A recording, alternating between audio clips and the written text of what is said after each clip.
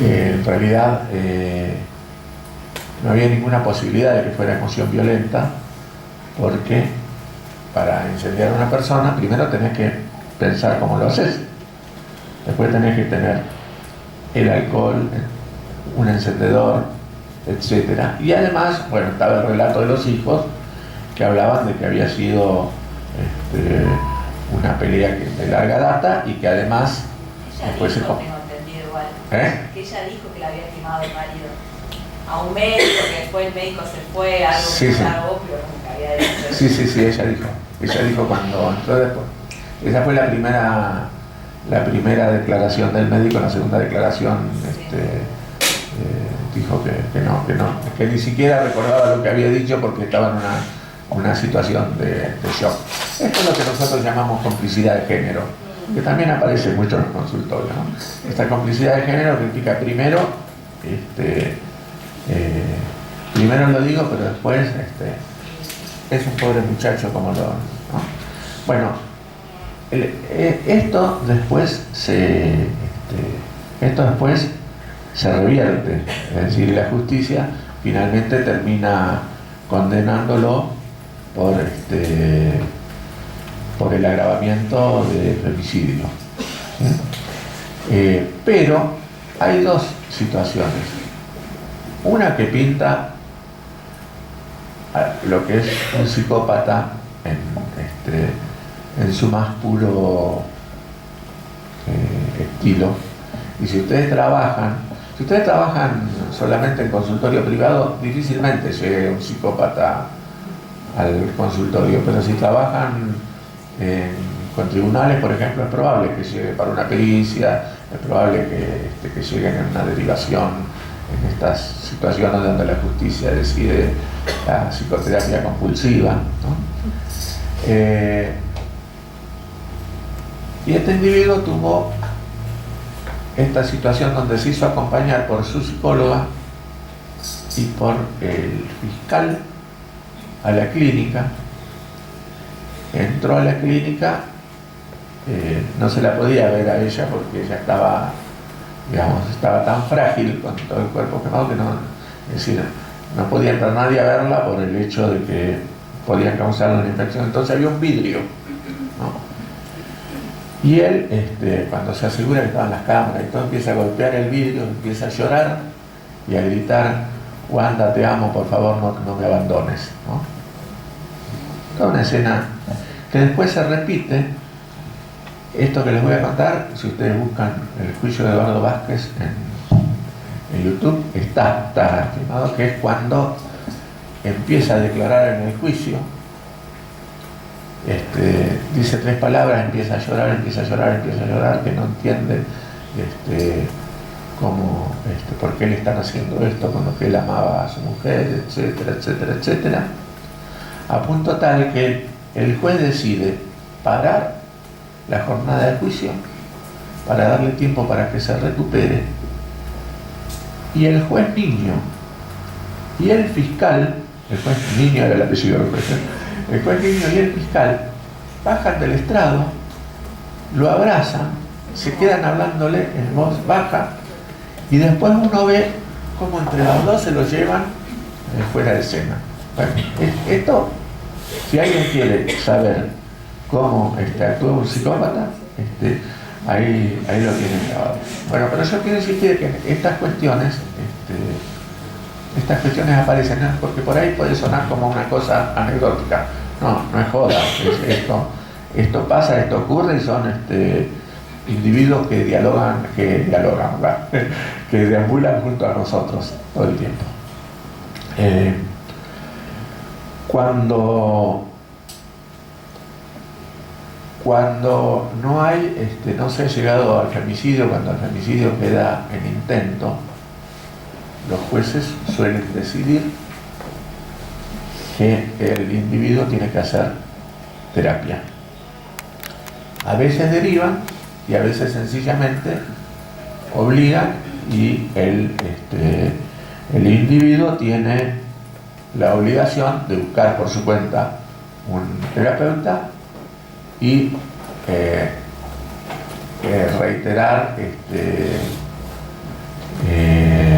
informes, el psicólogo tiene que llevar informes por lo menos una vez por mes o cada 2 meses, depende, ¿sí?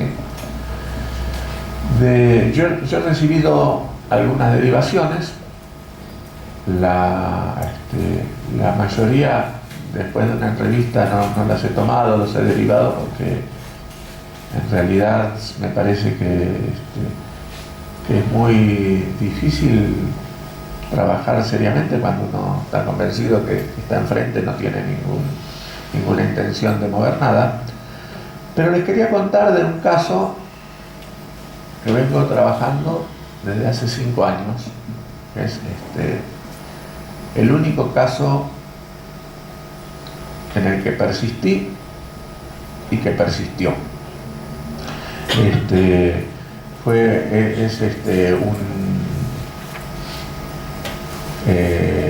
Un funcionario de una empresa petrolera multinacional, gente de mucha guita, él, la mujer, habían tenido en los 20 y pico de años de casado, 30 años de casado, habían tenido una serie de entredichos fuertes.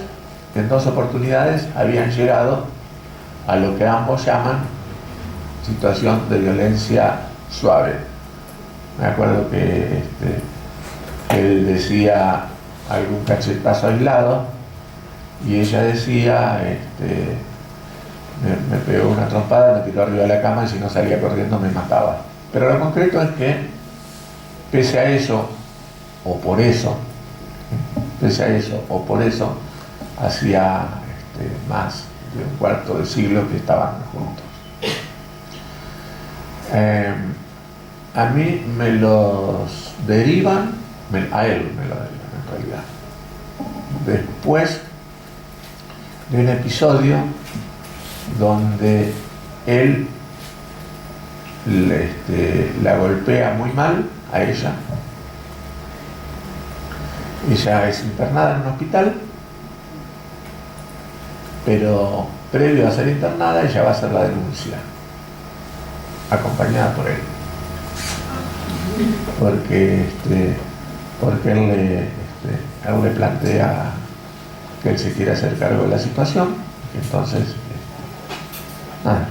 imagínense que lo primero que hace la justicia, sobre todo la justicia patriarcal, ante una situación de esa es excluir la prisión si el tipo tiene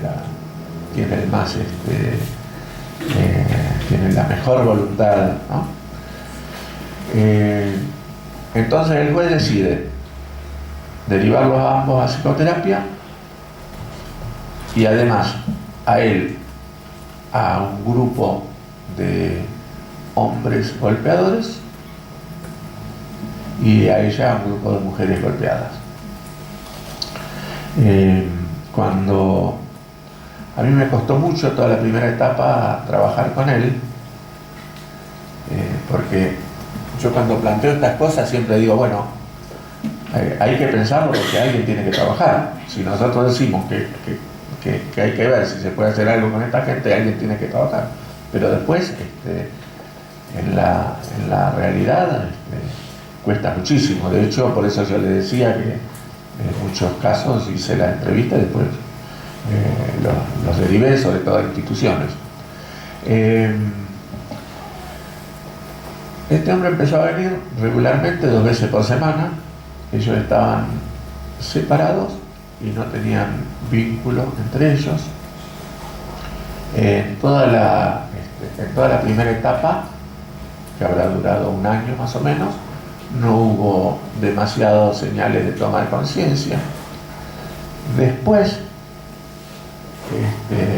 paradójicamente, empezó a hacer efecto el trabajo, más que el trabajo terapéutico en la primera etapa, empezó a hacer efecto todo el trabajo de intentar desarmar todas las concepciones acerca de la violencia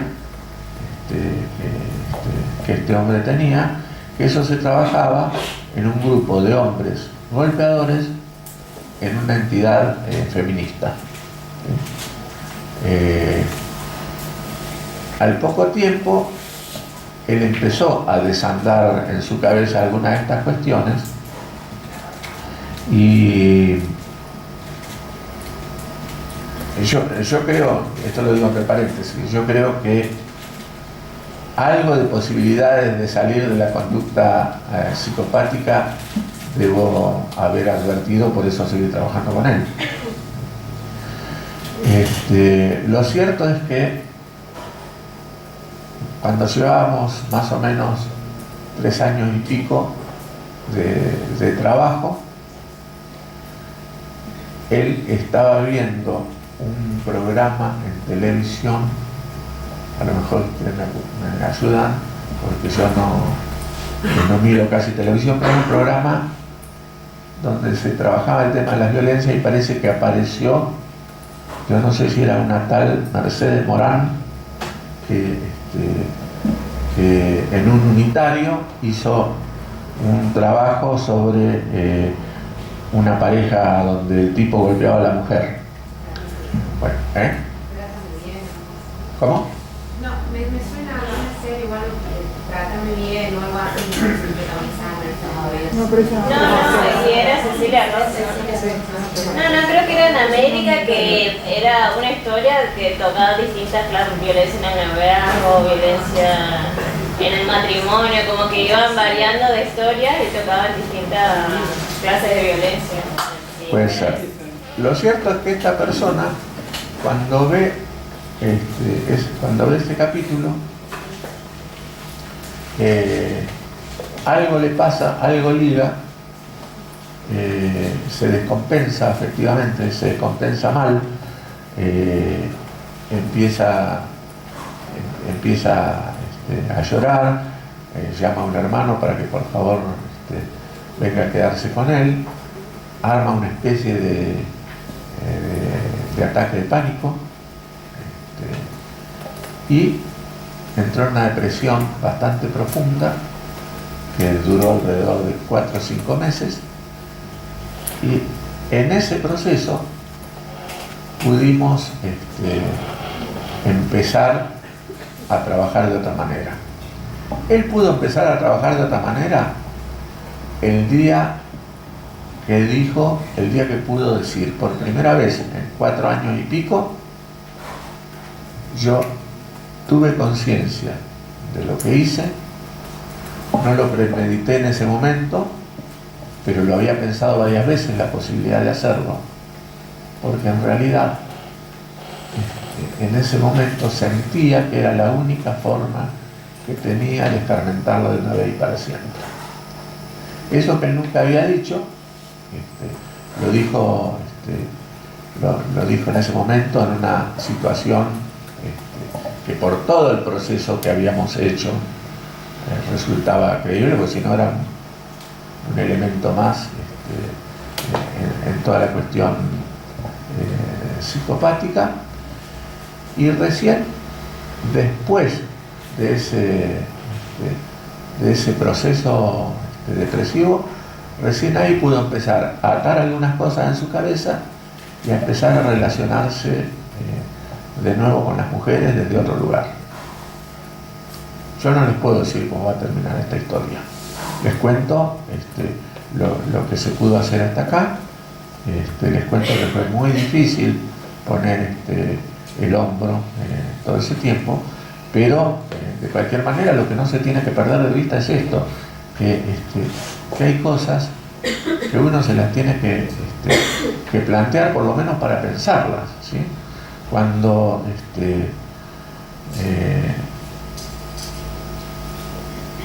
porque los jodidos que uno se crea que los puede recuperar, pero no es jodido que uno se plantee la posibilidad de escuchar, sobre todo si la pareja, no era el caso, pero si la pareja sigue funcionando, ¿sí?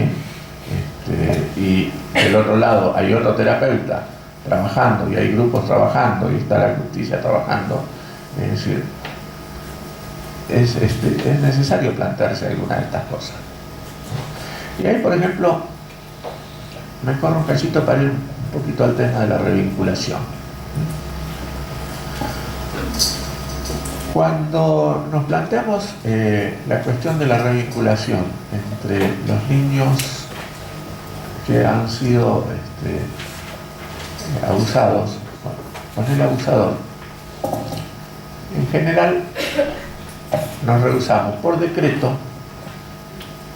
por ideología, por formación, por sensibilidad, nos rehusamos a aceptar los procesos de revinculación, ¿no?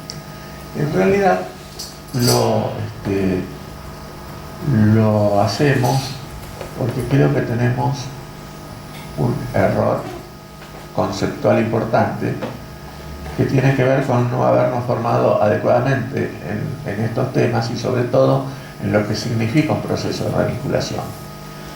Porque un proceso de revinculación implica, si está ordenado judicialmente, implica poder informarle al juez, después de todo un proceso, si este niño o esta niña están o no en condiciones de ser revinculados con el progenitor en juicio en ese momento, ¿no? Si nosotros nos negamos a tomar este tipo de pedidos de la justicia va a seguir insistiendo y va a encontrar a quienes efectivamente estén convencidos de que lo fundamental es la familia, que es mejor tener un padre abusador antes que no tener ningún padre, este tipo de cosas. Y en realidad, si nosotros trabajamos seriamente un proceso de revinculación, primero que nada, no estamos obligados a revincular y ni siquiera a trabajar en el mismo espacio con el supuesto abusador y con su supuesta víctima. No estamos obligados. Nosotros nos negamos muchas veces porque nos creemos que la revinculación es eso, ¿no? Entonces termina ocurriendo que caen en Apadesi, en la institución de Cárdenas, no sé cuáles serán acá las instituciones, pero hay en todas las provincias hay, y ellos sí obligan a la revinculación y terminan haciendo informes que finalmente derivan en actuaciones de la justicia que son tenebrosas, como ser, por ejemplo, lo que está ocurriendo en uno de los tribunales de Lomas de Zamora, allá en provincia de Buenos Aires, que es esta cuestión de los secuestros judiciales, que son los secuestros donde, a partir de los informes de los psicólogos que deciden que ese niño puede ser revinculado con el padre, que en realidad la revinculación no se da porque hay una madre que está obstruyendo el vínculo, entonces la justicia actúa a través de un equipo policial, sacando al niño del lugar donde está, revirtiendo la tenencia y llevándolo al otro lado. Y esta misma institución, que fue la que aconsejó la revinculación, es la encargada de trabajar después en el nuevo hogar, digamos, de trabajar con el vínculo revinculado. Esto es horrible, y esto, cuando tenemos la oportunidad de trabajar en una revinculación, podemos evitarlo. Por lo menos yo no he tenido muchas experiencias en esto, pero las experiencias que he tenido, en la mayoría, la conclusión ha sido que efectivamente el niño o la niña, a raíz de los acontecimientos sucedidos, no tiene posibilidades de rehacer el vínculo con el progenitor que lo ha dañado, ¿sí? Y esto puede ser, o debería ser, el cierre de un proceso revinculatorio. Si uno tiene que reunirse con todos los integrantes de la familia, pero por separado. Entonces, trabaja con el niño como eje. El niño tiene que saber que uno se va a entrevistar con el padre, que se va a entrevistar con la madre, que se va... Sí, porque generalmente las revinculaciones son con padre o con madre. Cuando son en segundo grado, en general rara vez lo pide la justicia, supone que en algún momento se van a arreglar, ¿no? Pero en el trabajo con todos se puede establecer claramente, y sobre todo hay una cosa a la que hay que plantearse. Primero, el límite es el sufrimiento del niño. Ese es un límite que no se puede traspasar. La segunda cuestión es que esto nos confronta a si efectivamente estamos o no de acuerdo con que lo principal es el interés superior del niño. Si lo principal es el interés superior del niño, hay que actuar en consecuencia, tenemos que fundamentar los fallos, ¿sí? Porque también a los temas de revinculación se llega porque suele existir esta cuestión de los informes NIC de nuestros colegas. Los informes NIC son aquellos que abundan, donde lo que se plantea es que después de haber realizado una serie de entrevistas y de pruebas psicométricas y proyectivas, no estamos en condiciones de afirmar que el abuso existió, pero tampoco lo contrario. ¿Cómo se llama? Le dice. No, ni lo llamo yo. Son tipos que no son ni una cosa ni la otra, pero el problema que tienen estos informes es que la justicia los toma como que uno afirma que en realidad no existió el abuso, ¿no? Una pregunta, doctor. Es. Esto que es muy preocupante, por este planteo que usted hace en Córdoba, sucede mucho. Usted en esa intervención... ¿Se pueden presentar para que sepan quién son? Perdón, sí, Maricel Segovia, soy abogada, estoy en el Colegio de Derechos de Niños y Jóvenes, y el tema que usted está relatando nos preocupa muchísimo, porque en Córdoba hay mucho y está muy invisibilizado. El uso del SAP, el síndrome de alienación parental, que se sigue haciendo, como se lo llame así, muchos fallos del juzgado de familia plantean esta situación que usted está comentando. Me parece muy interesante esto que plantea que cuando el juez ordena la revinculación, se pueda trabajar por separado sin que se conecten, digamos, el abusador. Eso yo no conocía que acá se hiciera. La pregunta era también si ustedes en ese proceso, y como habló del interés superior del niño, intentan que el juez cumpla con el derecho del niño a ser oído. ¿Cómo les va con eso? Porque, digamos, más allá de que acá en Córdoba muchas veces no se hacen las cámaras GESEL, entonces se archivan las causas, no hay prueba penal, inmediatamente los abusadores piden régimen de visita o denuncia. Y en eso, digo, por un lado, muchas veces obligan a la revinculación forzosa y en ningún momento aparece garantizado el derecho a ser oído del niño. Que más allá que sea o no abusador, digo, si un niño no quiere vincularse con un progenitor, el juez debería garantizar que se le escuche el porqué, ¿no? Entonces, bueno, le quería preguntar si ese tema del derecho del niño a ser escuchado forma parte de este proceso que usted está comentando. Sí, en realidad es complejo porque nosotros somos apenas psicólogos, ¿no? Cuando intervenimos en estos casos, estamos en función pericial. Lo que yo planteo, porque esto surge una vez charlando con el juez Rosansky, él me decía que a muchas de estas situaciones se llega de manera bastante facilitada porque los psicólogos no son contundentes en los informes. Que si los psicólogos fueran contundentes en los informes o si los fundamentaran adecuadamente, dificultarían un poco más a los jueces. De cualquier manera, si hay un juez patriarcal, hay un juez patriarcal, ¿no? Pero dificultarían muchísimo más esta cuestión de los jueces de ordenar revinculaciones. En las revinculaciones que yo participé, no sé cómo son acá en Córdoba, en las revinculaciones en las que yo participé, la orden judicial, lo que me llegaba a mí, no sé a las otras instancias participantes, pero lo que a mí me llegaba era dictaminar o determinar si ese niño estaba en posibilidades de ser revinculado con el progenitor, habida cuenta de que todo el proceso judicial, etcétera, etcétera, etcétera, etcétera, etcétera, indicaba que no había existido efectivamente el abuso, ¿no? usted mejor que yo sabe que cuando se dice que no existió, en general es porque no hubo pruebas suficientes, pero no porque el abuso no haya existido, ¿no? Y en este caso, como en general las revinculaciones en primera instancia se le suelen pedir al psicólogo que trabaja como terapeuta del niño o quien lo ha acompañado en el proceso pericial, la situación se hace un poco más difícil porque el psicólogo, salvo excepciones, llega bastante claramente a la posibilidad de establecer si el niño fue abusado o no fue abusado.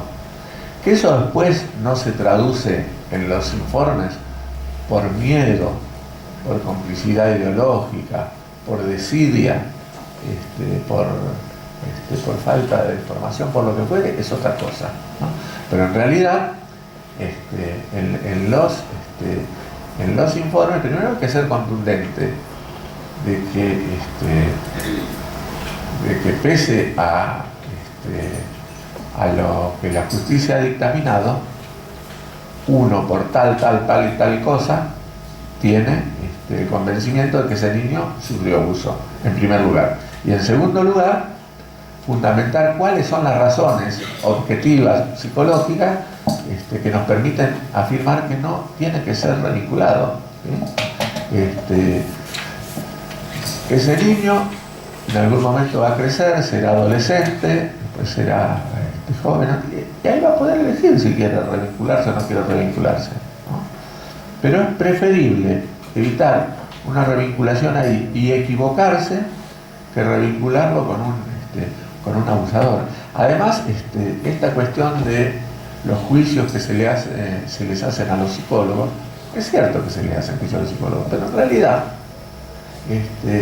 como esos juicios suelen ser derivados a los colegios o a las asociaciones, si el psicólogo ha hecho bien su trabajo y lo ha fundamentado adecuadamente, generalmente no prosperan.